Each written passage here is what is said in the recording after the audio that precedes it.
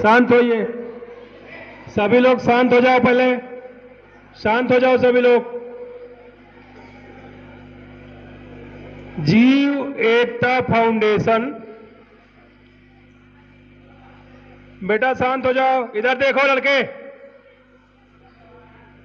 जीव एकता फाउंडेशन और दिव्यांशी शिक्षा क्रांति समिति द्वारा संयुक्त रूप से आयोजित इस ऐतिहासिक टैगोर हॉल में इस प्रतिभा सम्मान समारोह में मंच पर विराजमान इस क्षेत्र के लोकप्रिय जननेता जनप्रतिनिधि भाई सुनील शर्मा जी, मीडिया जगत से श्री सुनील पाठक जी और शेष अतिथिगण, भाइयों बहनों और प्यारे बच्चों, आज जब मैं इस कार्यक्रम में देख रहा था कि संस्था, इस कार्यक्रम के आयोजक किस तरह जो सोसाइटी का अंडर प्रिविलेज क्लास है, उस क्लास के बच्चों को सम्मानित कर रहे थे, तो मुझे एक दृश्य याद आ गया। मैं जब आईटीबीपी में था, इंडो तिब्बतन बॉर्डर पुलिस में डेपुटेशन में, तो उस समय मैं धर्मशाला गया था, हिमाचल प्रदेश में धर्मशाला। तो पहाड़ों पे जो रोड बनाती है संस्था, बॉर्डर रोड ऑर्गेनाइजेशन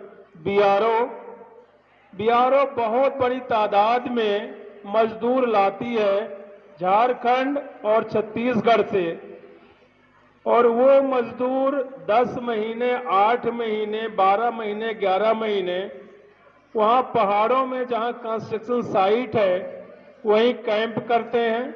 दिन भर वो अपनी कैंप साइट से 50 किलोमीटर, 20 किलोमीटर दूर रोड बनाने जाते हैं और उनके बच्चे पीछे छूट जाते हैं और वो बच्चे धूल में खेलते रहते थे।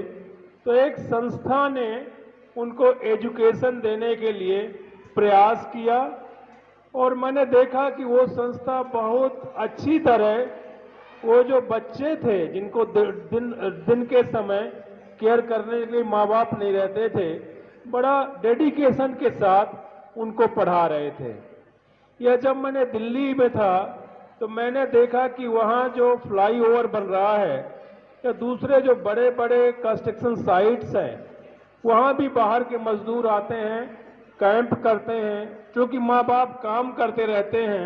उनके बच्चों को पढ़ाने के लिए, केयर करने के लिए ना तो कोई वहाँ पे स्कूल था, कोई फॉर्मल सिस्टम था, वहाँ भी कई एनजीओ लोग काम कर रहे थे। इस कार्यक्रम में आने का जब मुझे निमंत्रण मिला और उन्होंने बताया कि हम जो अंडर प्रिविलेज बच्चे हैं उनके बीच काम करते हैं, तो मैं आने के लिए तैयार हुआ।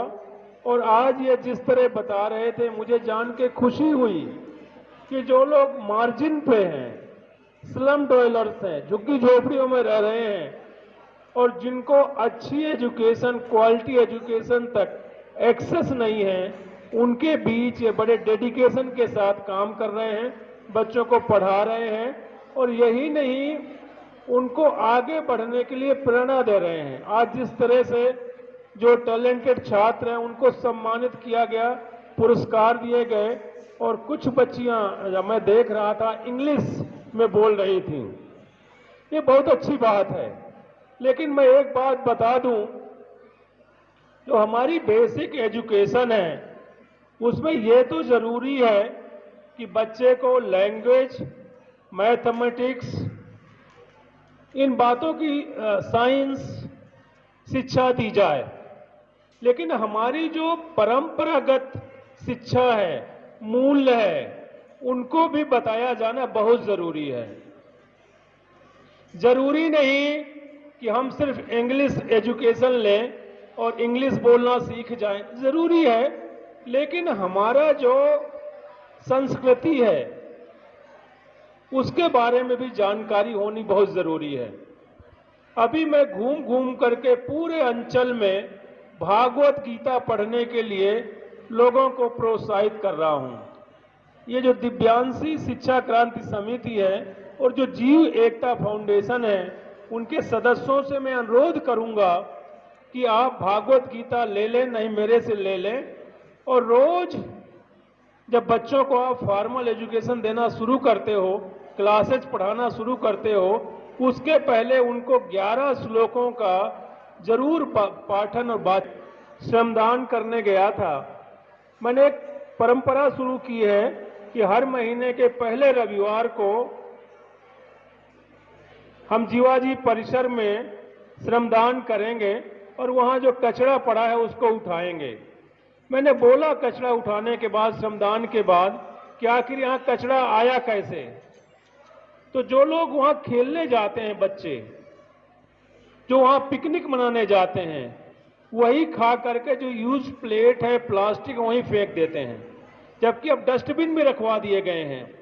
वो डस्टबिन में क्यों नहीं डालते?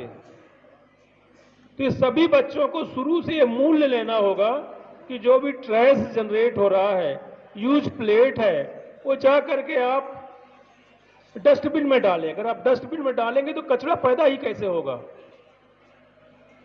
तो ये छोटी छोटी बातें हैं जो सीखने की जरूरत है। अभी आप देखें, शहर का ट्रैफिक है, मैं कई बार बोलता हूं कि रेड लाइट आ गई है, उस समय रेड लाइट का मतलब है कि आप खड़े हो जाएं। मैंने देखा मेरी